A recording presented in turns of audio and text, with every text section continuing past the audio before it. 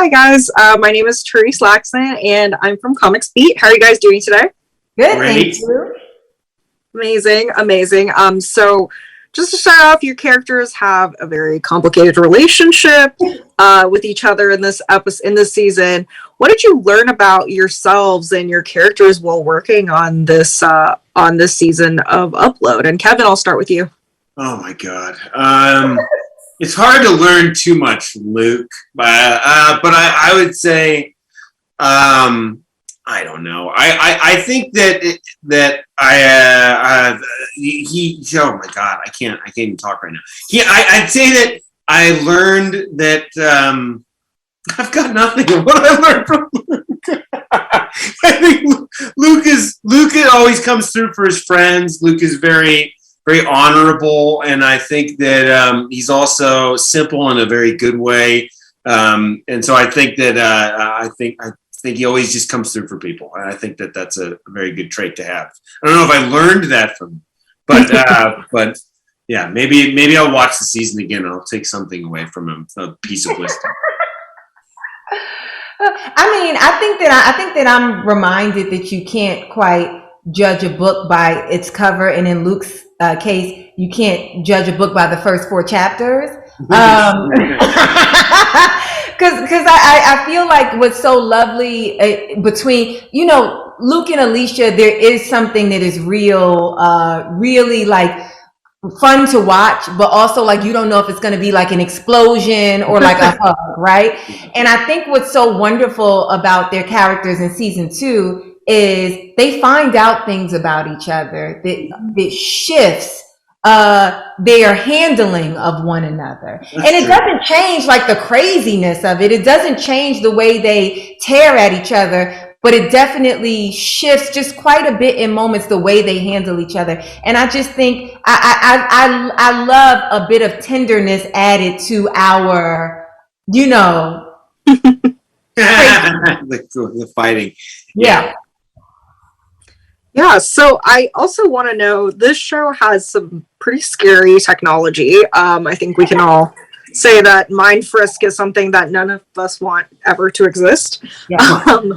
What is the one piece of technology that you see in this show that maybe you start seeing emerging in real life that you're like, oh God, no, we need to walk this back like 10 steps?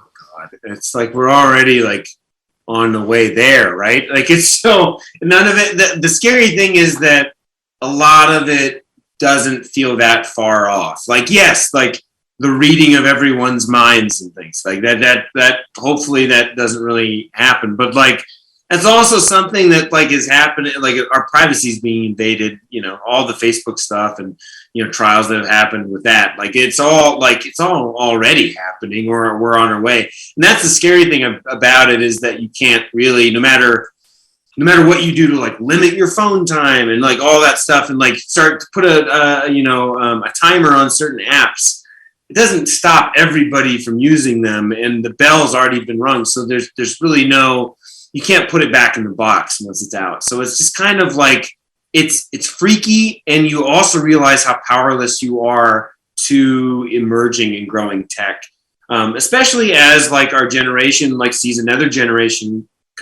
grow into technology and become more apt at using it. It's just like a forever, I think mind frisk is like, that's scary. And I love that on the show we don't like, we let you know how serious it is, how problematic it is, without becoming really dramatic. I feel like the writers did a really good job at that. And I think that it exists, right? Like, people have fantasies in real life. People know people or have dreams about people, maybe masturbate to people who they have no relationship with. But the fact that you can take that and then put it out for the world, and then you also are taking like their intellectual property, that is so intrusive and really scary. I would also say, like, at first glance, that prototypes is like scary, but then when I think about it, I'm like, well, here's this great opportunity for some people to create family, right? Mm.